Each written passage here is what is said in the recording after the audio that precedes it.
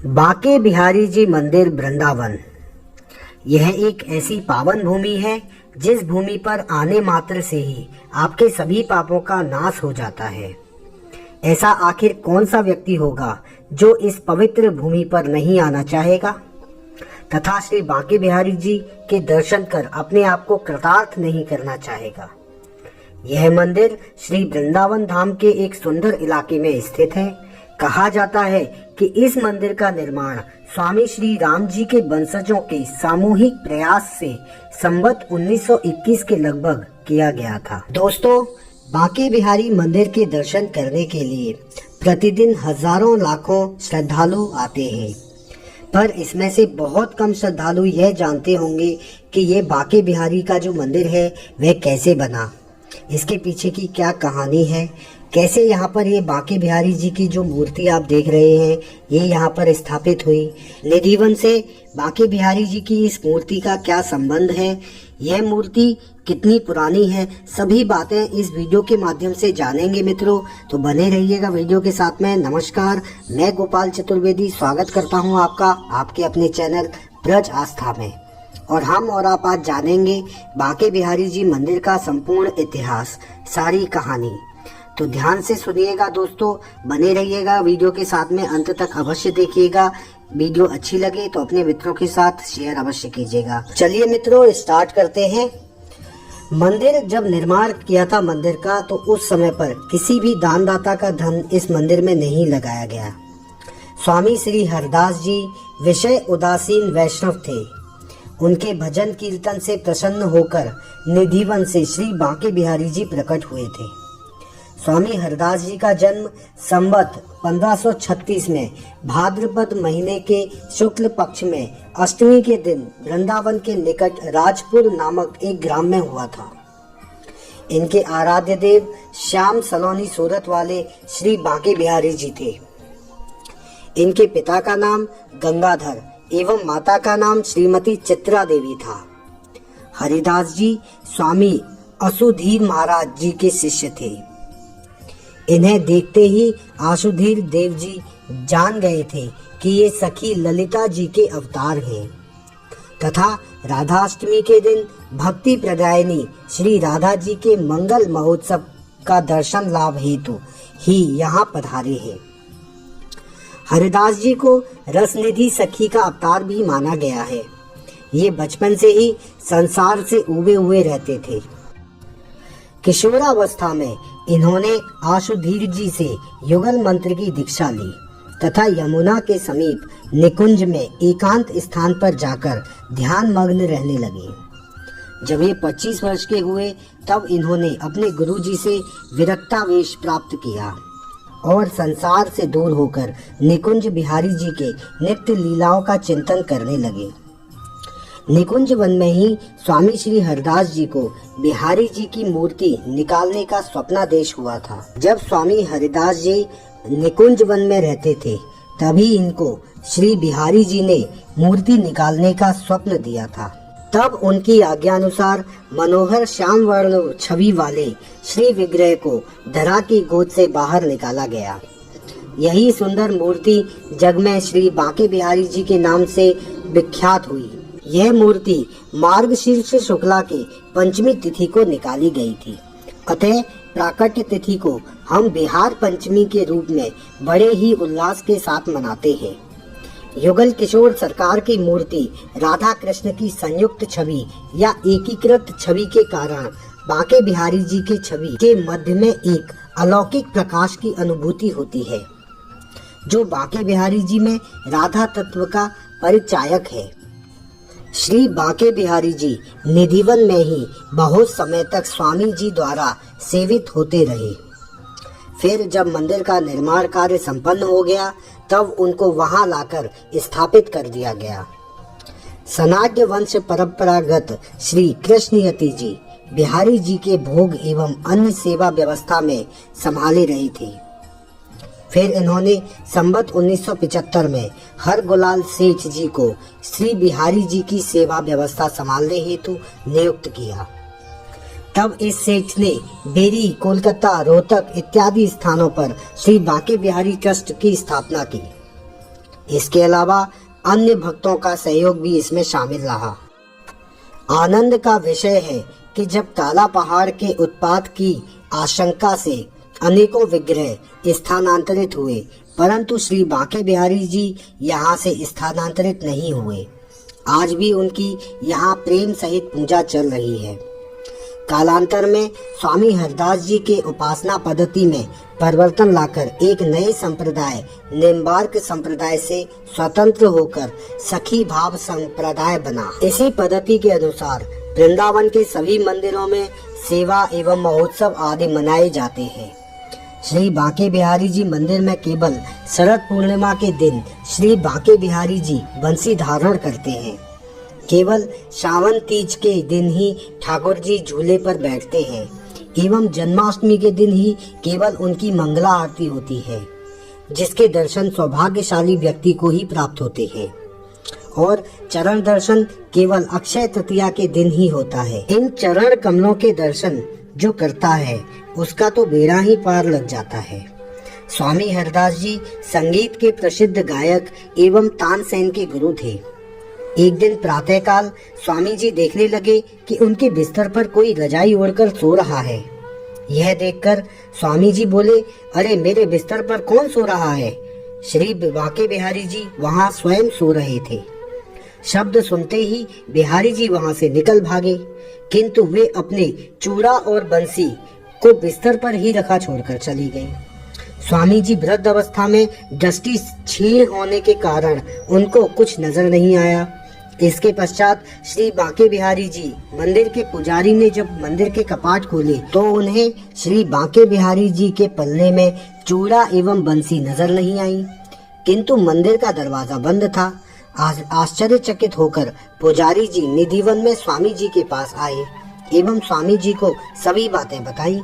स्वामी जी बोले कि प्रातःकाल कोई मेरे पलंग पर सोया हुआ था, वो जाते वक्त कुछ छोड़ गया है। तब पुजारी जी ने प्रत्यक्ष देखा कि पलंग पर श्री बांके बिहारी जी की चूड़ा और बंसी विराजमान थे। इससे प्रमाणित होता है कि श्री बांके बिहारी जी रात को रास करने के लिए निधिवन जाते हैं। इसी कारण से प्रातः श्री बांके बिहारी जी की मंगला आरती नहीं की जाती, कारण रात्रि में रास करके यहाँ बिहारी जी आते हैं, अतः प्रातः शयन में बाधा डालकर उनकी आरती करना अपराध है। स्वामी हरदास जी के दर्शन प्राप्त करने के लिए अनेकों सम्राट यहाँ आते थे। एक बार दिल्ली के सम्राट अकबर स्वामी जी के दर्शन करने हेतु यहाँ आए थे। ठाकुर जी के दर्शन प्रातः 9 बजे से दोपहर 12 बजे तक तथा शाम को 6 बजे से लेकर रात्रि 9 बजे तक होते हैं। विशेष तिथि उपलक्ष्य अनुसार समय में परिवर्तन कर दिया जाता है। श्री बांके बिहारी जी के दर्शन के संबंध में अनेकों कहानियां प्रचलित हैं, जिसमें से एक दो हम आपको सुनाते हैं। एक बार एक भक्तिमती ने अपने पति को बहुत अनुनय विनय के पश्चात वृंदावन जाने के लिए राजी किया। दोनों वृंदावन आकर श्री बांके बिहारी जी के दर्शन करने लगे।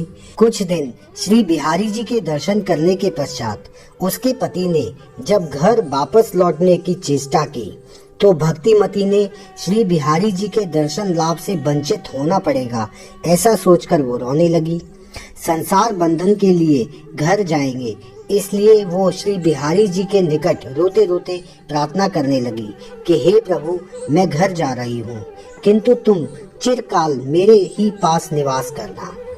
ऐसा प्रार्थना करने के पश्चात वो दोनों रेलवे स्टेशन की ओर घोड़ा गाड़ी में बैठकर चल दिए। उस समय श्री बांके बिहारी जी एक गोप बालक का रूप धारण कर घोड़ा गाड़ी के पीछे आकर उनको साथ ले जाने के लिए भक्तिमती से प्रार्थना करने लगे। इधर पुजारी ने मंदिर में ठाकुर जी को न देखकर उन्होंने भक्तिमती के प्रेम युक्त घटना को जान लिया एवं वे तत्काल घोड़ा गाड़ी के पीछे दौड़े। गाड़ी में बालक रूपी श्री बांके बिहारी जी से प्रार्थना करने लगे। दोनों में ऐसा वार्तालाप चलते समय वो बालक उनके मध्य से गायब हो गया। तब पुजारी जी मंदिर लौटकर पुनः श्री बांके बिहारी जी के दर्शन करने लगे। इधर भक्त तथा भक्तिमती श्री बांके बिहारी जी की स्वयं कृपा जानकर दोनों ने संसार का गमन त्याग कर श्री बांके बिहारी जी के चरण में अपने जीवन को समर्पित कर दिया। ऐसे ही अनेकों कारणों से श्री बांके बिहारी जी के झलक दर्शन अर्थात झांकी के दर्शन होते हैं।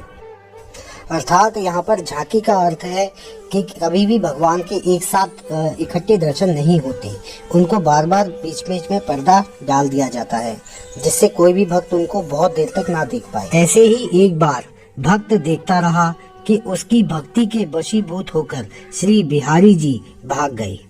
पुजारी जी ने जब मंदिर के कपाट खोला तो उन्हें श्री बांके बिहारी जी नहीं दिखाई दिए। पता चला कि वे अपने एक भक्त की गवाही देने अलीगढ़ चले गए हैं। तभी से ऐसा नियम बना दिया कि झलक दर्शन में ठाकुर जी का पर्दा खुलता एवं बंद होता रहेगा।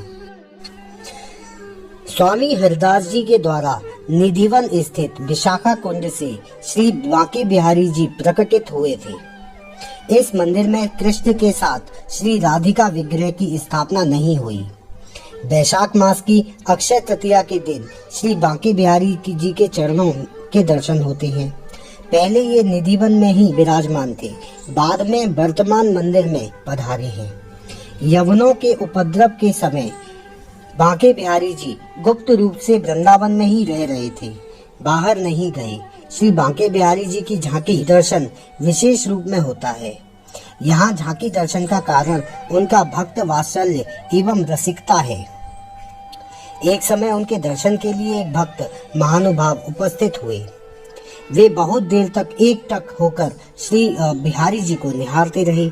रसिक बांके बिहारी जी उन पर रीझ गए और उनके साथ ही उनके गांव में चले गए। बाद में बिहारी जी के गोस्वामियों को पता लगने पर उनका पीछा किया और बहुत अनुनय विनय कर ठाकुर जी को लौटाकर श्री मंदिर में पधराया।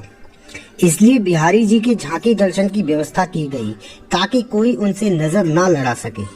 यहाँ एक विलक्षण की बात यह है कि यहाँ मंगला आरती नहीं होती। यहाँ के गोसाइयों का कहना है कि ठाकुर जी नित्य रात्रि में रास करके थक कर भोर में शयन करते हैं। उस समय उन्हें जगाना उचित नहीं है। लोगों की आस्था इतनी है कि गत अश्विन शुक्ल पंचमी को दर्शनार्थ आए भक्तों में से एक, जिन्हें आंखों से कुछ नहीं दिखता था, जिज्ञासावश पूछा, बाबा आप देखने में असमर्थ हैं, फिर भी बिहारी जी के दर्शन हेतु पधारे हैं। उन्होंने उत्तर दिया, लाला मुझे नहीं दिखता है, पर बिहारी जी तो मुझे देख रहे हैं। तो मित्रों, ये थी बांके बिहारी जी मंदिर के बारे में संपूर्ण हिस्ट्री। आपको ये वीडियो कैसी लगी हमें कमेंट करके अवश्य बताएं। साथ ही दोस्तों अपने मित्रों के साथ शेयर अवश्य करें ताकि और लोग भी बांके बिहारी जी के मंदिर के बारे में संपूर्ण इतिहास जान सके। तो चलिए दोस्तों, इस वीडियो में फिलहाल इतना ही। फिर मिलेंगे अगली वीडियो में। तब तक के लिए जय श्री कृष्णा, जय श्री राधे, नमस्कार।